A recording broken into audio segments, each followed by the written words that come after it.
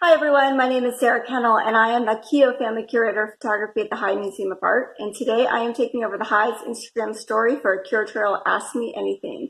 So thank you for sending those questions and stay tuned for some answers. Like many of you, I have been home for the last 6 or 7 weeks, working primarily from home. We still have a lot of exhibitions and projects coming up, and so we're just working forward on those. And I've also been spending time with my two kids who are 8 and 10, and they require some supervision as they do their homeschooling. And I've been taking a lot of walks.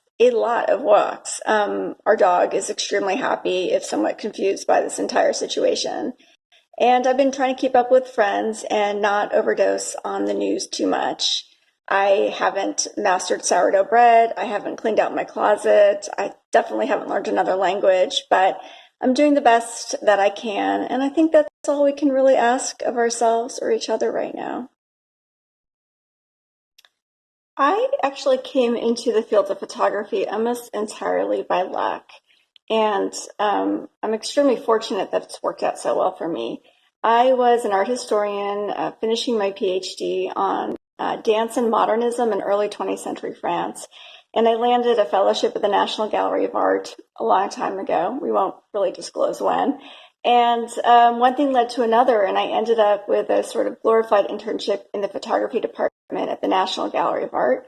And I started working on an exhibition of André Cortege, and I just kind of fell in love with the medium. And I kept working on exhibitions, and one thing led to another, and I went from exhibition assistant to assistant curator. And that's the point where I thought, this is getting kind of serious. And it's just been a joy and a pleasure because I've taken all the things that I've loved about my art history. So my favorite photograph at the High is either the last one we acquired or the next one we're going to acquire.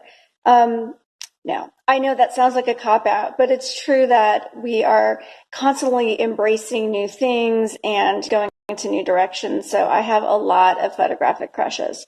That being said, I think that there are a couple works that I just adore with all my heart in the High's collection.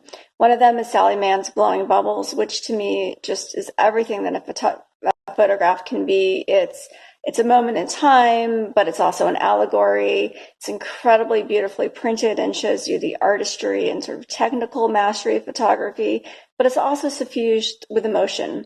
I am enamored of Hiroshi Sugimoto's series of dioramas that he photographed at the Natural History Museum in New York in the early 80s. These are incredibly brilliant philosophical reflections on kind of the nature of making a photograph and sort of the simulacra and what it means to make a copy of something. And if there's one photographer that we have in the collection, but I dearly wish we had more of, it's Roy de Carava, who I think is one of the most powerful, emotionally moving, brilliant photographers of the 20th century.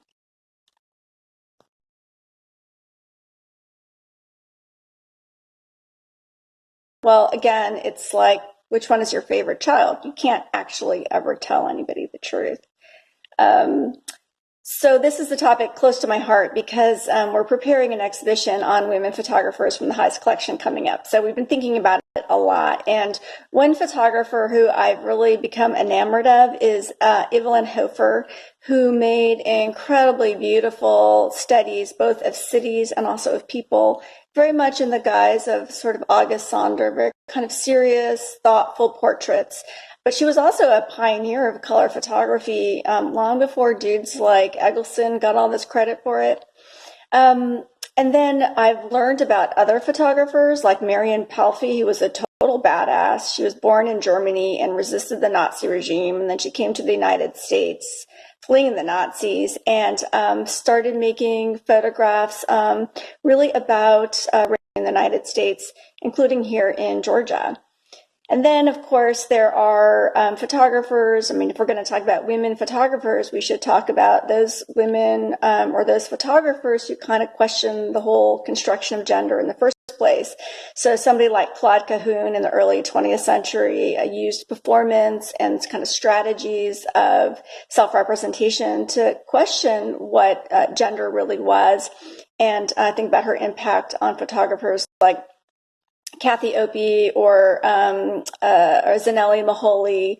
And then, of course, there's just so many great women photographers who really are reflecting as well on the intersection of race and gender. And, Carrie Mae Weems, LaToya Ruby Frazier, or Dina Lawson. So I don't have a favorite, but that's a pretty good list. And then you have to throw in, the great Nan Golden and Dan Arbus and Dorothea Lange, who just every day seems more and more relevant. So do come back to the High next year to see the show on women photographers, and hopefully you'll see some that I just talked about, but also a lot that you will maybe not have seen before. So I have so many photographers to follow on Instagram that it's actually overwhelming, and I really only get through a couple on any given day. But I'm really impressed by really well-known photographers who use Instagram very thoughtfully as a way to kind of create work and not just kind of diffuse information about their careers. Stephen Shore is one. He's been thinking a lot about Instagram for a long time as really a new way of communicating through pictures. I also am really interested in what artists are doing right now with the strange situation we're in. So somebody like Rania Matar in Boston, who normally does a very kind of close collaborative form of portraiture, is now working with people, photographing them sort of from the street through their windows. So it's a creative kind of response to this situation we're in. I definitely love to follow things like Magnum because, that's a collective of photographers all around the world doing the most incredible things. The photographers we're working with, upcoming, Dogwood Bay, Jim Goldberg, others, I have to keep an eye on them and see what they're up to. And then since coming to the High, I have wanted to get to know the ecosphere photography here in Atlanta. So there's a lot of great photographers on Instagram, Sarah Hobbs or Jill Frank or Terry Darnell. And then the photo groups like Atlanta Celebrates Photography and Atlanta Photo Group. But I have to admit that I'm pretty much of a nerd, and I also follow a lot of other curators, and we just basically post lots of pictures that we like.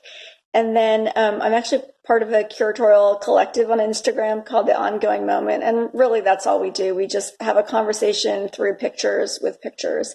So if that's not nerdy enough for you, I don't know what is.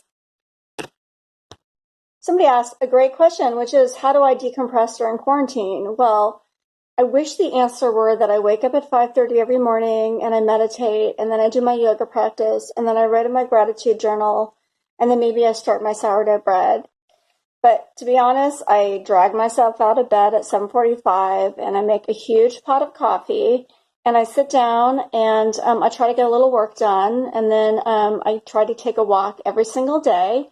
And, decompress, I mean, maybe. Cheers.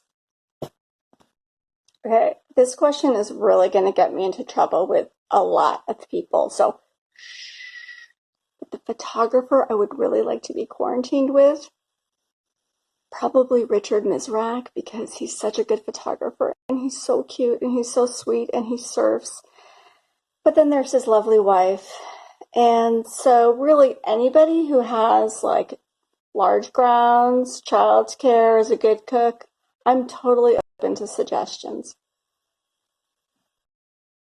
I think one of the hardest things about being an emerging artist is that you're just one of many. And so one thing that can really give you an advantage is to have a very coherent sense of where your work stands. Have a good statement. What is it about? What impelled it? Where's it going? Where does it fit within the larger ecosphere? Because anybody you show it to will have seen 50, 100 portfolios in the last week or two. So I think that that's the number one thing. And to get there, you might want to have somebody you trust, but who's also willing to show you tough love to kind of say, this is the best part of your work, and this, just leave it behind. My favorite Dogwood Bay series. You guys are really into favorites, aren't you? I try not to play favorites. But I would say that it's either his earliest series, Harlem, USA, or his most recent one, Night Coming Tenderly Black. In terms of the former, I think it's really extraordinary how Bay, who didn't have a whole lot of formal training at that point, made such incisive pictures of people in the Harlem community. We really feel like this is, we're in the street with them, we're getting to know these individuals, their inner lives. There's a lot of very reflective and beautiful portraits.